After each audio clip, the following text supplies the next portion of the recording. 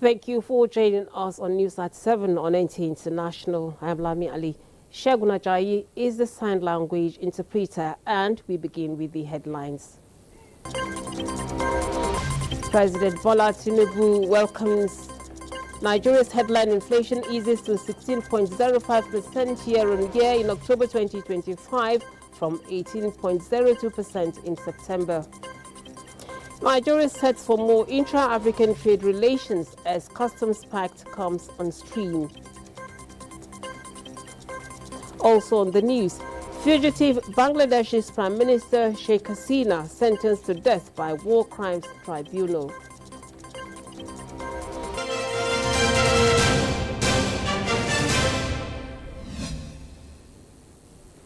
Now we begin from the State House, where President Bola Tinubu has affirmed that various reforms targeted at strengthening the economy and relevant institutions will secure the future of Nigerian youths and empower them with skills that will make them globally competitive.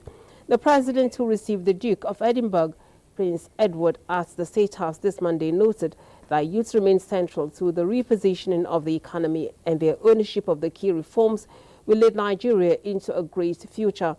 He acknowledges youth development as the central focus of the G20 summit coming up later this week. He said Nigeria is strengthening the economy for the sake of youths. President Tinubu added that his reforms are about growth and prosperity for the nation, which takes into full consideration demography and skills development. He cited the Education Loan Fund instituted by his administration, which ensures that no youth drops out of education pursuit because of financial challenge. President Tinubu noted that the reform spans various sectors of the economy with a larger vision of promoting harmony among all stakeholders and ensuring long-term synergy to meet targets. Prince Edward, as chairman of the Duke of Edinburgh's International Award Foundation, was in Abuja to brief the president about the international award that is scheduled to take place in Lagos. Nigeria's Minister of Youth Development, Ayodele Olawande, speaks on the benefits of the event.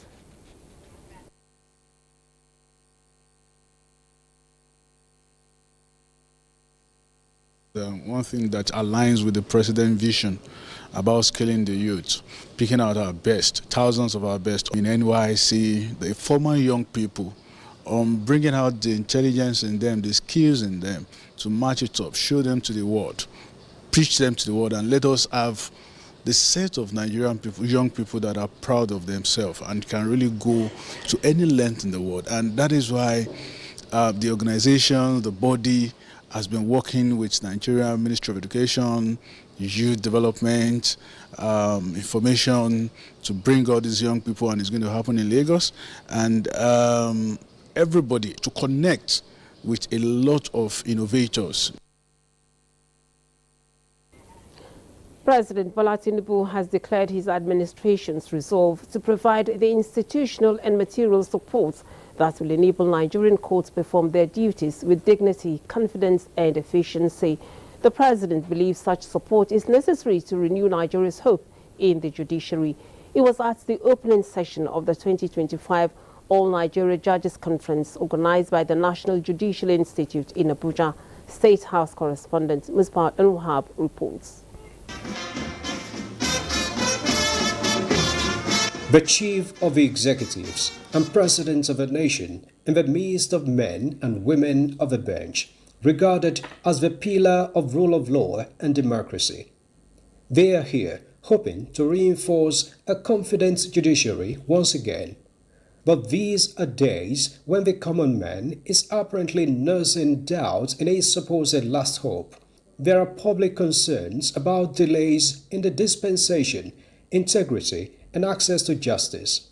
President Bola Tinubu recognizes the judiciary for standing firm as the stabilizing force of national life, but equally acknowledges the growing unfavorable perception of the public on the judiciary. No amount of reform can succeed if integrity is compromised. Justice must never be for sale. The bench must never become a sanctuary for compromise. Corruption in any form or any arm of government weakens the nation, but corruption in judiciary destroys it to the core. When justice is compromised, government loses its integrity and democracy loses its foundation. And now that the members of the bench seek to strengthen their confidence, President Bola Tinubu offers his administration support towards improving their working and living conditions for a much better administration of justice that will in turn earn public trust and confidence. The executive, the legislature, and the judiciary must remain united by purpose, even when separated by function. My administration believes that a judiciary that is strong in capacity, efficient in process, and uncompromising in integrity is not merely desirable, it is indispensable to the survival of our democracy and prosperity of our nation. We cannot build a just society without a fearless and functional judiciary.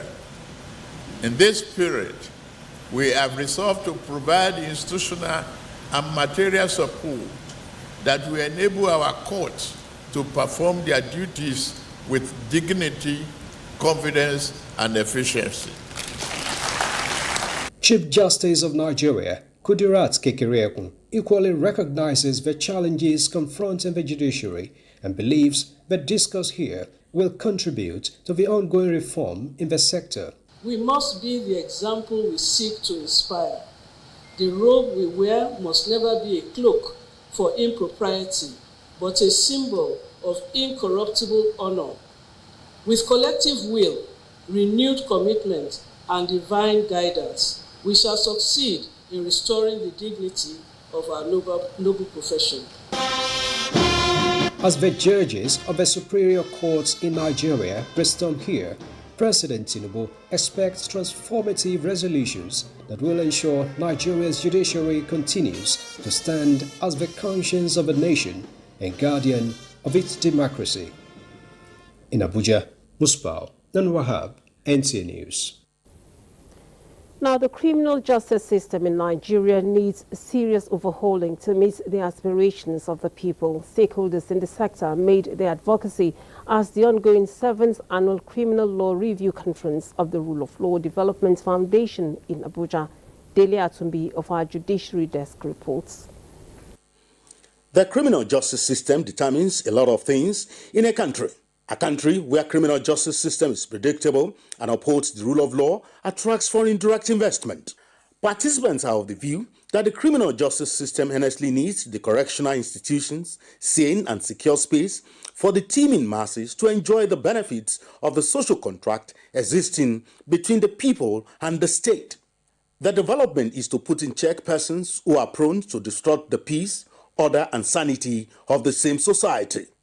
As a matter of necessity, the Foundation routinely considers the state of the existing laws governing the powers and functions of all relevant criminal justice institutions, such as the Nigerian police and all law enforcement agencies operating in Nigeria. When you go there, you will see a visible difference. And I can tell you, thousands are being trained as we speak within the little resources.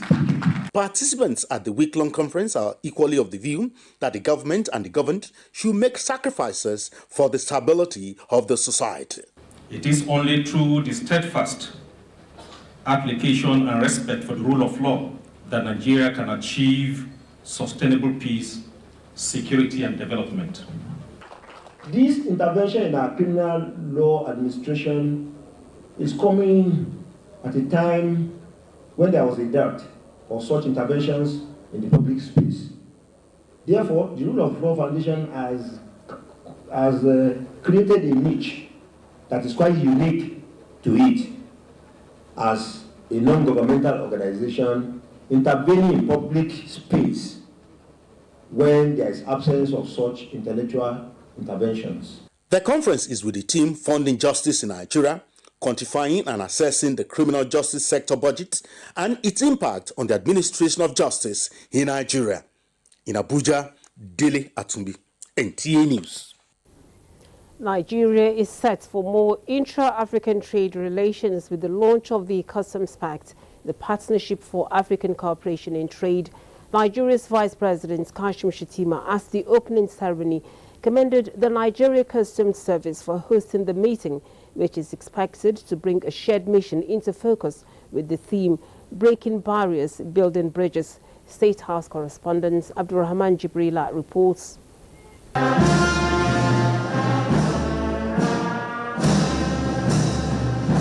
More than 400 participants from 28 African countries and other stakeholders here attending this customs partnership for African cooperation in trade, capturing a commitment to removing obstacles, strengthening cooperation, and expanding channels for legitimate trade across Africa. In the first half of 2025, Nigeria's trade with other African countries reached an all-time high of 4.82 trillion, which is an increase of more than 600 billion naira compared with the previous year.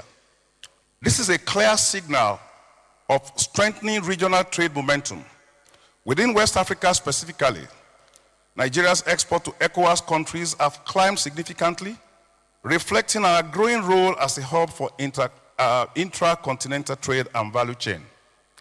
And it's for this reason the WCO is here standing with you. To support the future state that very much relies on the ability to manage volumes of trade, access to markets, and predictability for businesses.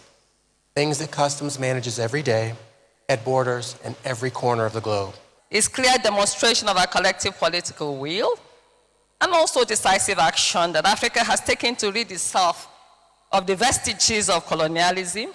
Here, Nigeria and the African continent stakeholders are reaffirming commitments to deepen cooperation that protects the economy, supports traders and economic operators, enhances intra-African trade, and strengthens the foundation of continental growth. Our vision must translate from conference halls to the daily experiences of traders, manufacturers, logistic operators, and farmers.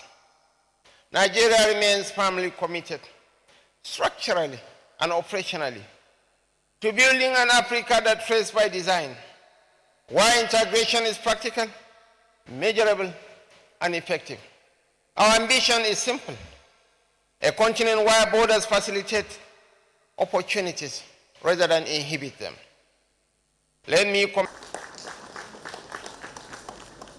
Nigeria, being the host, has pledged enhanced strategic engagements to continue building bridges that secures a more connected and prosperous African future. From the State House, Abdurrahman Jibrila, NTA News. And Nigeria's headline inflation has continued its downward trend, easing to 16.05% in October 2025 from 18.02% in September 2025. Muplang Dakok reports that this decline marks the 7th straight month. Latest data from the National Bureau of Statistics shows that headline inflation fell by 1.96% to 16.05% in October 2025. On a year-on-year basis, the October inflation rate stands at 17.82%, lower than 33.88% recorded in October 2024. However, on a month-on-month basis, inflation rose slightly to 0.93%, up by 0.21% from 0.72% recorded in September. Food inflation also showed relief, with the average annual rate dropping to 13.12% in October, 26.04% lower than the rate recorded in October 2024.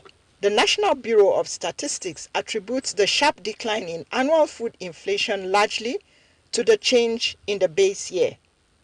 Muplang Dakok, NTA News.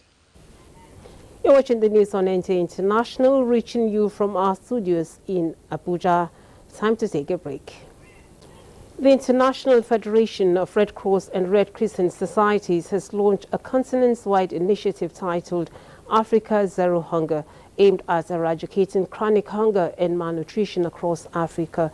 Nigeria is one of the key beneficiaries of the campaign, which targets 5.4 million malnourished children nationwide. Musa Baba Aliu reports. A United Nations report revealed that global hunger has been rising steadily in recent years.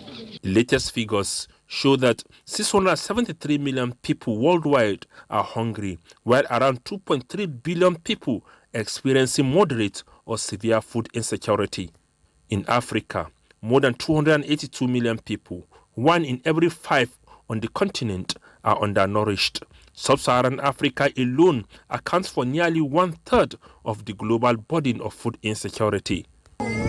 These alarming trends have spurred an ambitious initiative aimed at tackling hunger and malnutrition across the African continent.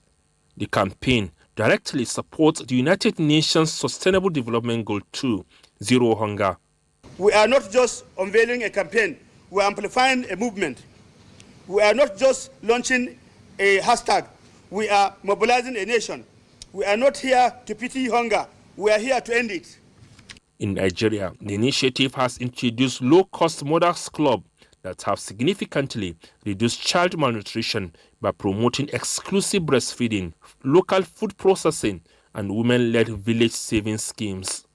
Mothers organize themselves into clubs to pool resources, share knowledge, and support vulnerable households.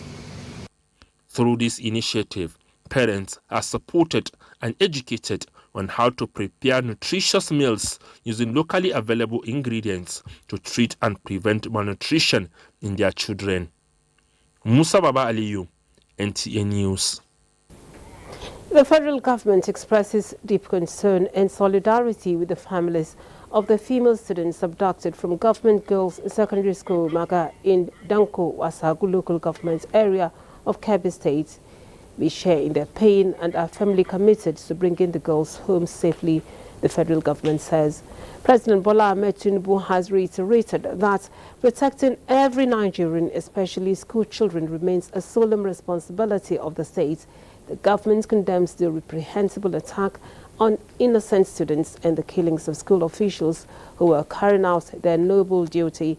He said security and intelligence agencies have been issued clear directives to locate, rescue and safely return the students and to ensure that the perpetrators face justice.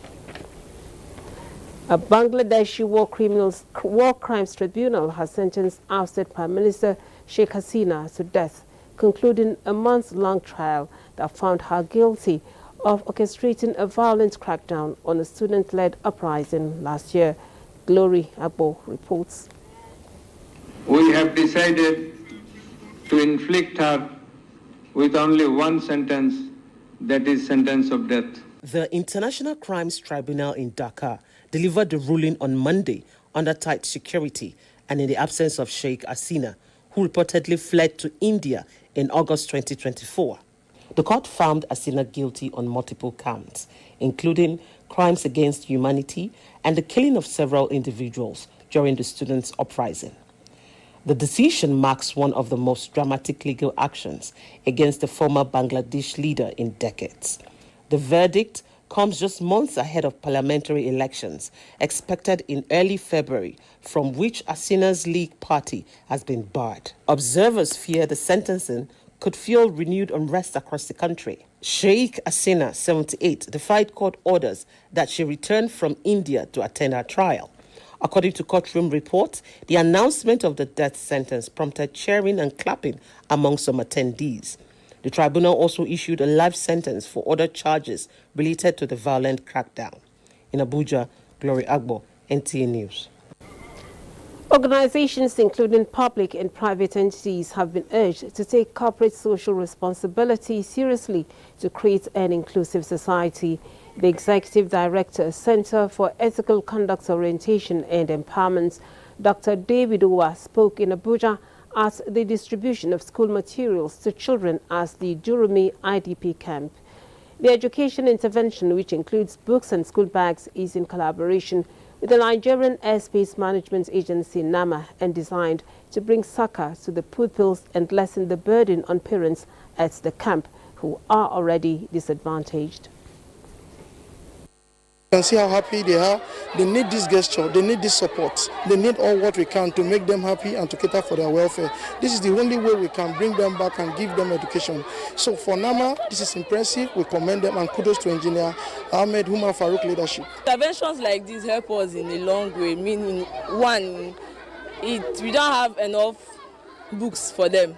So when such intervention comes, it creates avenue for us to now have enough exercise books to give them assignments and also tests, and also to also create awareness for us to maybe once they say you never know where you meet a helper. So maybe with such intervention now, they can now ask us what do we need, what are the challenges we face. The project's periodic engagements of the initiators is also extended to similar camps in Kebbi State.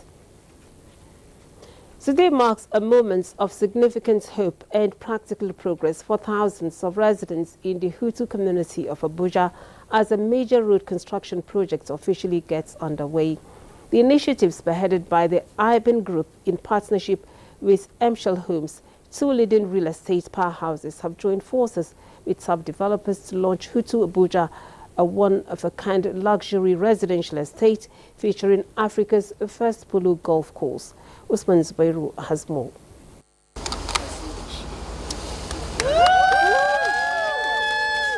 This is not just about asphalt and concrete.